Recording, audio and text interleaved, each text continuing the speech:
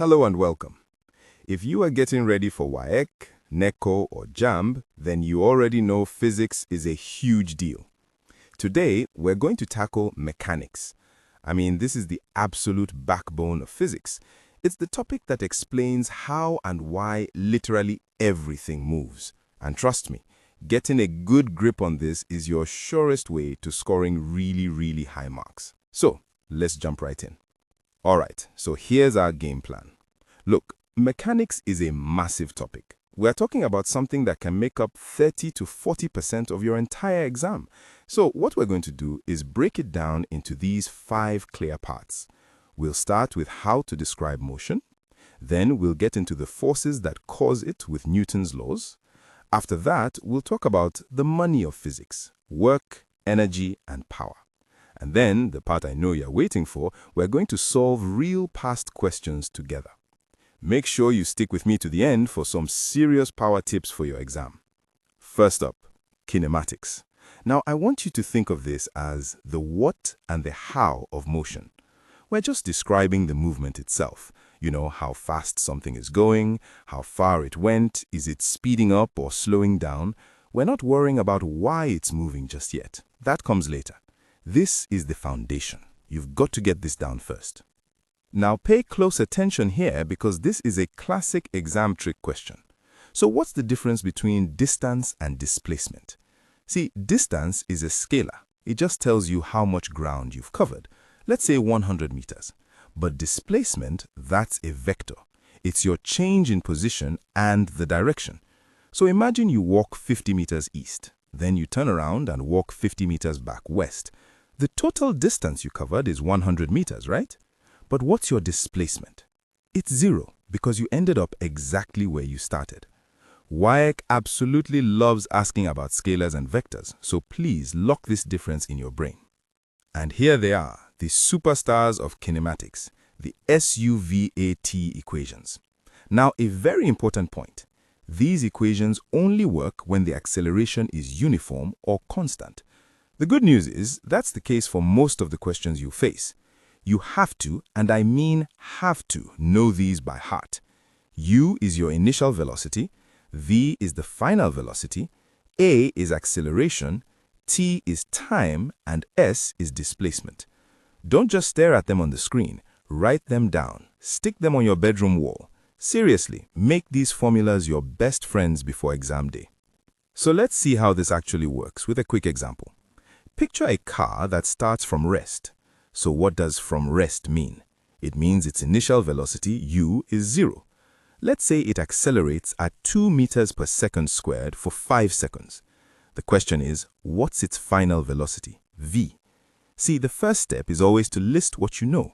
We have u equals 0, a equals 2, and t equals 5. Now, which formula connects all of these to find v? That's right, the first one. V equals u plus at. Now just plug in the numbers. V equals 0 plus 2 times 5. And that gives us a final velocity of 10 meters per second. See?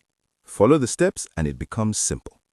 Okay, so we figured out how things move, but now for the really big question. Why do they move? That brings us to our next section, dynamics. And this is all about the boss of motion, force. These 3 laws from Sir Isaac Newton, they are the heart of dynamics. The first law, inertia, that's the reason you get thrown back into your seat when a bus suddenly moves forward. The third law, action-reaction, is how a rocket works. It pushes hot gas down and the gas pushes the rocket up. But for your exam calculations, the one you will use over and over and over again is the second law, F equals ma. And that leads us perfectly to momentum.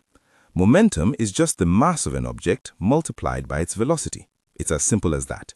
P equals mv. Now think about it.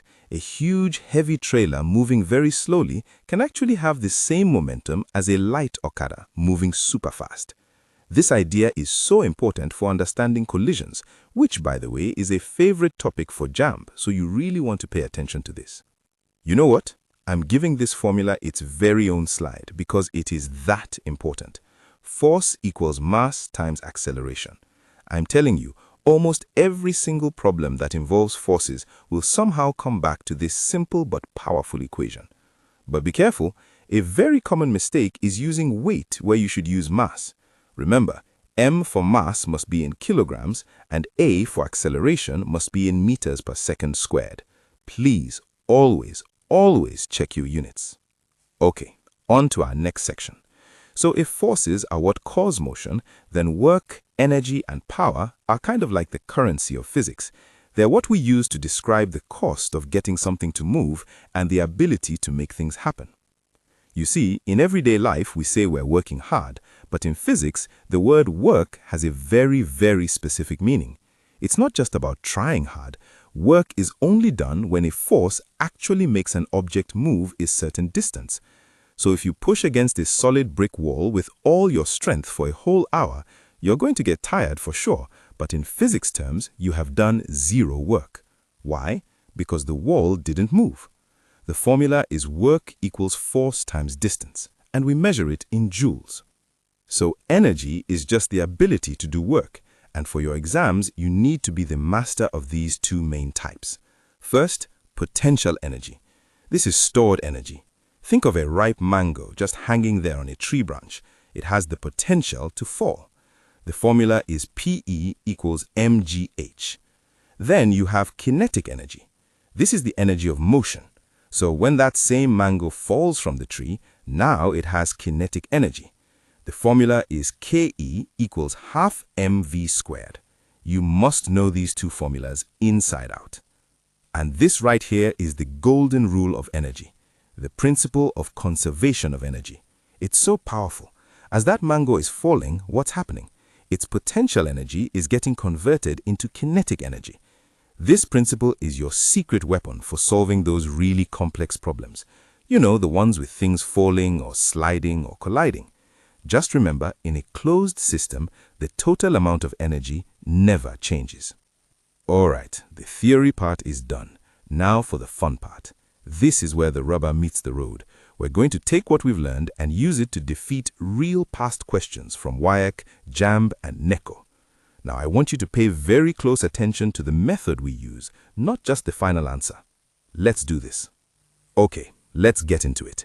Here's our first one, taken directly from WAEC 2018. The question reads, a machine is required to overcome a load of 30 newtons with an effort of 20 newtons. Calculate its mechanical advantage. This is a classic simple machines question. Honestly, this is a gift in the exam hall if you just know the formula. So, you see this question, what's the very first thing you do? Don't panic, just pull out the information. The load is 30 newtons, the effort is 20 newtons. The question asks for mechanical advantage. The moment you see that, the formula should just pop into your head. MA equals load divided by effort. Then it's just a matter of plugging in the numbers, 30 divided by 20, and that gives you 1.5. Now here's a pro tip. Mechanical advantage has no units. Don't make the mistake of adding n at the end. See? That's how you grab those easy marks. Next up, let's look at a JAMB question from 1999. This one is a classic collision problem. It says a lead bullet of mass 0.05 kilograms is fired at 200 meters per second into a stationary wooden block of mass 0.95 kilograms. They stick together and move as one.